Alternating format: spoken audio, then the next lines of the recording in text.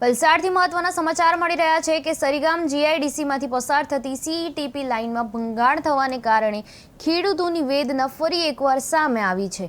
CETP લાઇનમાં ભંગાણ થતાં દૂષિત અને દુર્ગંધયુક્ત પાણી ખેતરોમાં ફરી વળતા પાકને ભારે નુકસાન થયું છે।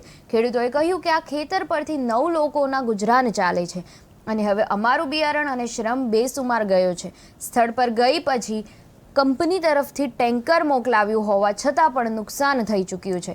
અગ્રણી અશોકભાઈએ ખોડી અને મિતેશ પટેલે જીપીસીબીને લેખિતમાં ફરિયાદ કરીને મેનેજમેન્ટની ભૂલ કે અન્ય કારણ અંગે તપાસની માંગ કરી છે। વલસાડ જિલ્લાના સરીગામ ગામે ખેડૂતોને ભોગવવી પડી ભારે પરેશાની અને સીઈટીપી દ્વારા નિકાસ થતું દૂષિત પાણી લાઇનમાં ભંગાણ પડતા ખેતરોમાં પ્રવેશી ગયું છે।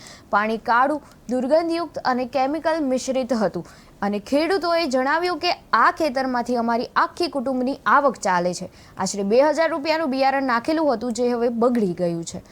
સીઈટીપીની લાઇનમાં માણેકપોર ગામ નજીક ભંગાણ થતાં 14 કિલોમીટર સુધી પાથરાયેલી અંડરગ્રાઉન્ડ લાઇનમાં પાણી વહી ગયું હતું।